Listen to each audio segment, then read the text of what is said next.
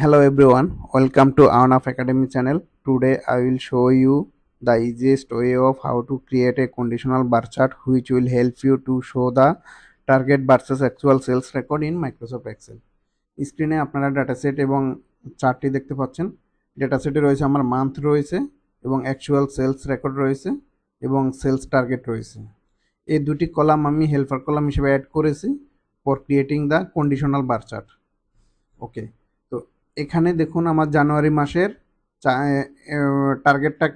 Target এবং actual sales রেকর্ডটাকে green আকারে দেখাচ্ছে। দ্যাট মিনস আমার জানুয়ারি মাসের টার্গেটটি মিট হয়েছে। Target meet green green colour, target not meet এটাকে হচ্ছে আমার রেড কালারে শো করতেছে। আর আমার যে এই যে গ্রিড লাইন যেটা দেখাচ্ছে উপরে, এটি হচ্ছে আমার সেলস টার্গেট। আসুন আমরা এটা কিভাবে করে আমরা আজকে এটা দেখব। আমরা এখন একটি ফ্রেশ ফাইলে চলে যাব। আমি ফ্রেশ ফাইলে এখানে ডেটাসেটটা আগে থেকে রেখে দিয়েছি। তো আমরা এখন এখানে দুটি কলাম ইনসার্ট করব, হেল্পার কলাম। দুটি কলাম ইনসার্ট করব। কলামের আমি নাম দেব target meet and this one is target not meet.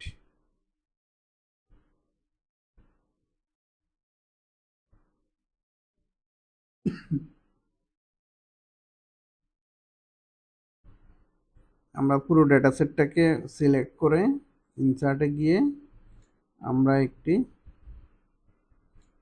Chart create করব। করে আমার হচ্ছে এটা প্রয়োজন নাই, আমি এটা রিমুভ করে দিলাম এবং হচ্ছে অ্যাকচুয়াল সেলস রেকর্ডটাকে আমি চার্টে আনবো না, এরিয়াটাকে আমি ডিসিলেক্ট করে দিলাম। এরপরে টার্গেট মিটে আমার 4000, এখানে আমি একটা ভ্যালু দিলাম চার্টটা ক্রিয়েট হওয়ার জন্য। দেন হচ্ছে আমি এই যে সেলস টার্গেটটাকে ক্লিক করে আমি ইনসার্টে যাব। ইনসার্টে গিয়ে আমি যাব হচ্ছে লাইনে যাব। লাইনে গিয়ে আমি লাইন সিলেক্ট করব। এরপরে আমি এখন এখানে ইফ ফর্মুলা ব্যবহার করব। ইফ ফর্মুলা ব্যবহার করব। আমি এখানে লিখব if actual target greater than or equal to sales target, then it will show actual target, that means C6 or it will show blank.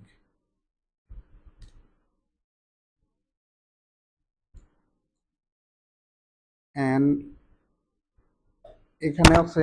এখানেও সেম ভাবে হচ্ছে আমি ইফ ফর্মুলা ব্যবহার করব। If actual target less than sales target, then it will show the actual target, otherwise it will show the blank. Double quotation means blank. এই যে আমার এখানে 8000 আসছে। আমি পুরোটা সিলেক্ট করে কন্ট্রোল ডি প্রেস করব। দেখুন চার্ট কিন্তু ক্রিয়েট হয়ে গিয়েছে।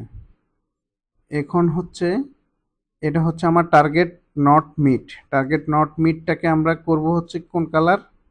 Red colour. অ্যান্ড টার্গেট যেটা আমার মিট করছে সেটাকে হচ্ছে আমরা করব হচ্ছে গ্রিন কালার। অ্যান্ড আমার হচ্ছে এই সেলস টার্গেটটাকে আমি সিলেক্ট করে রাইট বাটন ক্লিক করে ডাটা সিরিজে যাব।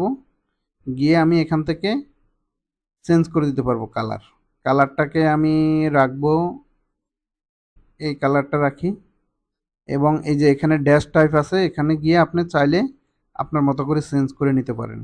কিভাবে শো করবে সেটা আপনি এখানে আরও অনেক রকমের ডিজাইন আছে, আপনি আপনার মতো করে চেঞ্জ করে নিতে পারেন।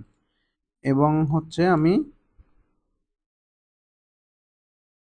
লিজেন্ডটাকে উপরে উঠে দেব, উপরে দিয়ে দেব। চার্টটার একটা নাম দিয়ে দেব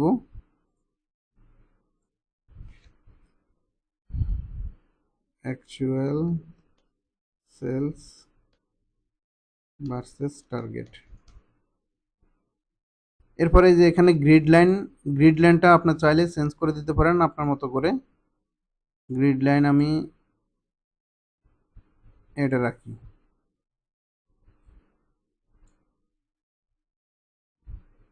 এখন দেখুন জানুয়ারি মাসের আমার হচ্ছে দেখাচ্ছে টার্গেট মিট করে নাই, সেই কারণে এটি রেড শো করতেছে। আমার টার্গেট অ্যাকচুয়াল সেল ছিল হচ্ছে 8,000, টার্গেট ছিল 9,000, মিট করে নাই। সো আমি যদি এখানে টার্গেটটাকে যদি 7,000 করে দিই তাহলে এটি গ্রিন হয়ে যাওয়ার কথা এবং টার্গেট লাইনটিও আমার নিচে নেমে যাওয়ার কথা। এই যে target line has been change এবং colour also has been the change. সেমভাবে ফেব্রুয়ারিতেও আমার হচ্ছে রেড দেখাচ্ছে। ফেব্রুয়ারিতে আমি যদি টার্গেট কমিয়ে দিই, এই যে গ্রিন হয়ে গেল। আমি ফাইলটি হচ্ছে এক্সেল ফাইলটি ভিডিও ডেসক্রিপশনে দিয়ে দেবো, আপনারা চাইলে ডাউনলোড করে প্র্যাকটিস করতে পারেন। Okay guys, that's for today's session. Hope you enjoyed the video. If you really found this video is helpful for you, please like, comment and subscribe. Thank you.